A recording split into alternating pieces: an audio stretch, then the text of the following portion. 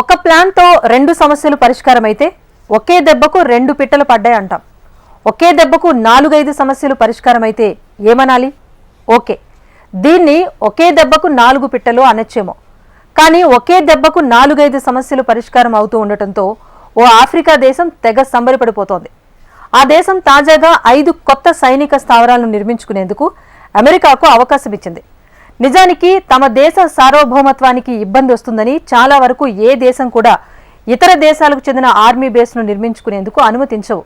కానీ ఈ ఆర్మీ స్థావరాలు ఏర్పాటైతే తమ దేశాన్ని పట్టిపీడిస్తున్న పలు సమస్యలకు పరిష్కారం దొరుకుతుందని ఆఫ్రికా దేశం భావిస్తోంది. అయితే అమెరికా మాత్రం హౌతీలకు, సముద్రపు దొంగలకు చెక్ పెట్టేందుకు 5 స్థావరాలపై కన్నేసింది. ఇంతకు సైనిక స్థావరాల ఏర్పాటుకు అమెరికాతో ఒప్పందం కుదుర్చుకున్న దేశమేది? అసలు ఆ దేశానికి ఉన్న సమస్యలేంటి? What the story? హూతీలకు అమెరికా చెక్ పెట్టనుందా? అమెరికా సోమాలియా ప్లాన్ సక్సెస్ అవుతుందా? అమెరికా ప్లాన్ తో సోమాలియాకు లాభమా నష్టమా? గాజాలో ఇజ్రాయెల్ యుద్ధం కొనసాగుతోంది. ఈజిప్టు సరిహద్దులోని రాఫా ప్రాంతాన్ని ఇజ్రాయెల్ లక్ష్యంగా చేసుకుంది. ఇజ్రాయెల్ హమాస్ యుద్ధం కారణంగా ఇప్పటి వరకు 30,000 మంది ప్రాణాలు కోల్పోయారు. ఇందులో పాలస్తీనీయులు 28,473 మంది కాగా ఇజ్రాయలీయులు 1,410 మంది ఉన్నారు. గాజాలో జరుగుతున్న యుద్ధాన్ని ఆపాలంటూ యెమెన్కు చెందిన సాయుధ దళం హూతీలు డిమాండ్ చేశారు. యుద్ధం ఆపే వరకు ఎర్ర సముద్రంలో నౌకలను తిరగనీయమంటూ హెచ్చరించారు. ఈ క్రమంలో వచ్చిన ప్రతి వాణిజ్య నౌకపైన హూతీ ఉగ్రవాదులు దాడులకు దిగుతున్నారు. అయితే హూతీలను అడ్డుకోవడానికి అమెరికా రంగంలోకి దిగింది. హూతీల దాడులకు, కౌంటర్ దాడులకు అమెరికా సిద్ధమైంది. ఎర్ర సముద్రం తూర్పు వైపున హూతీల అరాచకాలను అమెరికా ఆపలేకపోయింది.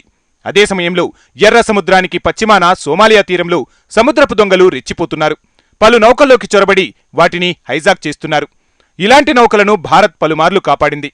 కానీ ఎర్ర సముద్రానికి ఆనుకుని ఉన్న జిబౌటీలో అమెరికాకు రక్షణ స్థావరం ఉన్న సోమాలియా సముద్రపు దొంగలను అడ్డుకోలేకపోయింది అగ్రరాజ్యం. నిజానికి సోమాలియాలోని కొంత భూభాగాన్ని స్వాధీనం చేసుకున్న ఉగ్రవాదులే ఈ సముద్రపు దొంగలు.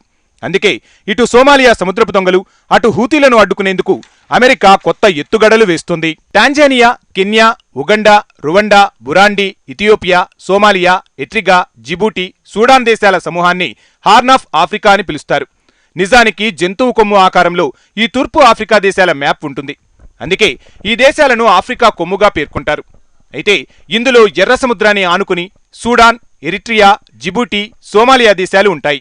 ఇటీవలి కాలంలో ఎర్ర సముద్రం అల్లకల్లోలానికి గురవుతుంది. హూతీలు, సోమాలియా సముద్రపు దొంగలు దాడులతో సముద్ర వాణిజ్యానికి తీవ్ర అంతరాయం ఏర్పడింది. హూతీలను, సోమాలియా సముద్రపు దొంగలను అడ్డుకోవడానికి అమెరికా కొత్త వ్యూహాలను పన్నుతోంది. అందుకు సోమాలియాను ఎంచుకుంది. ఎర్ర సముద్రపు ఎంట్రీలో అత్యంత కీలకమైన దేశమే ఈ సోమాలియా. అందుకే ఇక్కడ 5 కొత్త బేస్లను నిర్మించేందుకు సోమాలియాతో యుఎస్ ఒప్పందం కుదుర్చుకుంది. నిజానికి సముద్రంలోనూ భూభాగంలోనూ ఉగ్రవాదాన్ని ఎదుర్కొనే ప్రక్రియలో భాగంగానే కొత్త బేస్లను ఏర్పాటు చేసేందుకు అటు సోమాలియా కూడా అంగీకరించింది. తీవ్రవాదానికి వ్యతిరేకంగా సోమాలియా కొన్నాళ్లుగా పోరాడుతుంది. ఆ దేశాన్ని అల్ షబాబ్ అనే ఉగ్రవాద సంస్థ వణికిస్తోంది. అల్ షబాబ్కు అల్ ఖైదాతో లింకులున్నాయి. 2006లో సోమాలియాను స్వాధీనం చేసుకోవడానికి అల్ షబాబ్ ఉగ్ర సంస్థ తీవ్రంగా ప్రయత్నాలు చేసింది. 2000 దశకం చివర్లోనూ సోమాలియా రాజధాని మొగదీషు నగరాన్ని అల్ షబాబ్ స్వాధీనం చేసుకుంది. వారిని ఎదుర్కొనేందుకు సోమాలియా తీవ్రంగా ప్రతిఘటించింది. చివరికి 2011లో మొగదీష్ నుంచి అల్ షబాబ్ ఉగ్రవాదులను తరిమికొట్టారు. అల్ షబాబ్ను అణిచివేయడంలో సోమాలియా టాప్ కమాండో యూనిట్ సమర్థవంతంగా పనిచేసింది. ఈ కమాండోను దనాబ్ బ్రిగేడ్ అని సోమాలియాలో పిలుస్తారు. దనాబ్ అంటే మెరుపు అని అర్థం. ఈ దళాలకు 2000 నుంచే అమెరికా శిక్షణ ఇస్తోంది. కానీ పూర్తిస్థాయి యూనిట్గా మాత్రం 2014లో దనాబ్ బ్రిగేడ్ ఏర్పాటైంది. నిజానికి ఉగ్రవాదులను తరిమికొట్టడంలో అమెరికా సేనలు దనాబ్ బ్రిగేడ్ కలిసి పోరాడడం లేదు. కేవలం మెరుపుదళం శిక్షణకే అమెరికా సైన్యం పరిమితమైంది. దనాబ్ బ్రిగేడ్ ప్రధాన కార్యాలయం సోమాలియా రాజధాని సమీపంలో ఎయిర్ఫీల్డ్ వద్ద ఉంది. దనాబ్ బ్రిగేడ్కు ఇది కాకుండా మరో 2 స్థావరాలు ఉన్నాయి. అయితే ఉగ్రవాదాన్ని ఎదుర్కొనేందుకు మరో 5 స్థావరాలను అమెరికాతో కలిసి ఏర్పాటు చేయాలని సోమాలియా నిర్ణయించింది. అందుకు సంబంధించి 2 రోజుల క్రితం జరిగిన ఓ కార్యక్రమంలో యునైటెడ్ స్టేట్స్, సోమాలియా అధికారులు హాజరయ్యారు. సోమాలియా అధ్యక్షుడు హసన్ షేక్ అహ్మద్, ఆఫ్రికన్ వ్యవహారాల యుఎస్ అసిస్టెంట్ సెక్రటరీ పాల్గొన్నారు. ఈ సభలోనే సోమాలియా రక్షణ మంత్రి, సోమాలియాలోని తాత్కాలిక యుఎస్ రాయబారి 5 సైనిక్ బేస్ల ఏర్పాటు ఒప్పందంపై సంతకం చేశారు. ఈ 5 బేసులు వ్యూహాత్మక ప్రాంతాల్లో అమెరికా నిర్మించనుంది. అల్ షబాబ్ నియంత్రణలోని ప్రాంతాలను చుట్టుముట్టేందుకు ఈ ప్రయత్నం చేస్తున్నట్లు సోమాలియా పేర్కొంది. అయితే తాజాగా నిర్మించే 5 బేసులు కేవలం దనాబ్ కమాండ్ కోసమే అని సోమాలియా చెబుతోంది. అంటే ఈ బ్రిగేడ్కు సోమాలియా ఆర్మీకి ఎటువంటి సంబంధం లేదు. ఈ స్థావరాలు ధనా బ్రిగేడ్వే అయినా కంట్రోల్ మాత్రం అమెరికా చేతుల్లో ఉంటుంది. అందుకే ఈ స్థావరాల విషయంలో సోమాలియా పొరుగు దేశం ఆందోళనకు గురవుతుంది. సోమాలియాకు పశ్చిమాన ఇథియోపియా ఉంది. సోమాలియాకు చెందిన వేర్పాటువాదులు సోమాలియా ల్యాండ్ పేరుతో కొంత భూభాగాన్ని నియంత్రణలోనికి తెచ్చుకున్నారు. ఇది 1991లోనే స్వతంత్రాన్ని ప్రకటించుకుంది. నిజానికి ప్రపంచంలోనే అతిపెద్ద గుర్తింపులేని ప్రాంతం ఇదే. దీనికి కారణం ఇథియోపియానే. ఈ ఏడాది జనవరి 1న ఇథియోపియాతో సోమాలీ ల్యాండ్ ఒప్పందం కుదుర్చుకుంది. ఒప్పందం ప్రకారం సోమాలీల్యాండ్లోని పోర్టును ఇథియోపియా వినియోగించుకోనుంది. ఇంకా సింపుల్గా చెప్పుకోవాలంటే ఇథియోపియా నావికాదళానికి సోమాలీ ల్యాండ్ తీరంలో అడ్డాగా మారనుందన్నమాట. ఈ విషయంలో ఇథియోపియా ప్రధానమంత్రి అహ్మద్ ప్రత్యేక చొరవ చూపుతున్నారు. హార్న్ ఆఫ్ ఆఫ్రికాలో ఉద్రిక్తతలను పెంచుతున్నారు. ఎందుకంటే అతడు సముద్రంలోకి ప్రవేశించాలని ఉవ్విళ్లూరుతున్నాడు.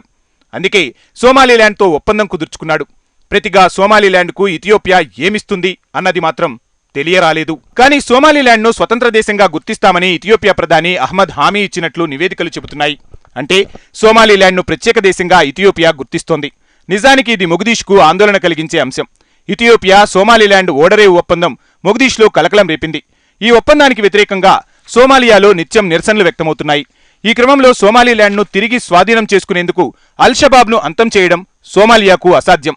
ఈ క్రమంలోనే అమెరికా సాయం తీసుకుంటోంది. ఇప్పుడు అమెరికాకు కూడా కావాల్సింది అదే. భారీగా సైన్యాన్ని సమీకరించుకునే పనిలో సోమాలియా బిజీగా ఉంది. మరోవైపు ఎర్ర సముద్రంలో స్థిరత్వం, శాంతి కోసం అగ్రదేశం తీవ్రంగా ప్రయత్నాలు జరుపుతోంది. అమెరికా నిర్ణయించే ఈ 5 బేసులతో ఇథియోపియాకు సోమాలీల్యాండ్, అల్-షబాబ్లకు చిక్పెట్టాలని మొగదీషు భావిస్తోంది. ఎర్ర సముద్రంలో చెలరేగిపోతున్న సముద్రపు దొంగలు, హూతీలకు అడ్డుకట్టవేయాలని అగ్రరాజ్యం అమెరికా భావిస్తోంది. ఈ 5 బేసులపై ఇరు దేశాలకు తమ తమ వ్యూహాలు సిద్ధం చేసుకుంటున్నట్టు తెలుస్తోంది. నిజానికి ఈ 5 స్థావరాలతో అమెరికా కంటే సోమాలియాకే ఎక్కువ ప్రయోజనం చేకూరనుంది. సోమాలియా స్పెషల్ మెరుపుదళం మరింత పటిష్టం కానుంది.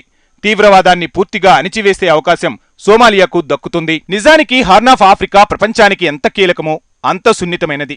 ఇక్కడ పరిస్థితి ఏమాత్రం అదుపు తప్పినా దాని ప్రభావం ఎర్ర సముద్రం మీద పడుతోంది. ఇప్పటికే ఎర్ర సముద్ర మార్గంలోని వాణిజ్యం హూతీ ఉగ్రవాదుల కారణంగా సంక్షోభానికి గురైంది. అమెరికా 5 స్థావరాలను నిర్మిస్తే ఇక్కడ పరిస్థితులు ఉద్రిక్తంగా మారుతాయా లేక అదుపులోకి వస్తాయా అన్నది మాత్రం ఇప్పుడిప్పుడే చెప్పలేం. మరోవైపు ఎర్ర సముద్రంలో పరిస్థితిని అమెరికా చక్కదిద్దుతోందా? సోమాలియాలో నిర్మించే 5 బేసుల ఫలితాలు ఎలా ఉంటాయి అన్నది తెలియాలంటే మరికొన్ని రోజులు ఆగాల్సిందే.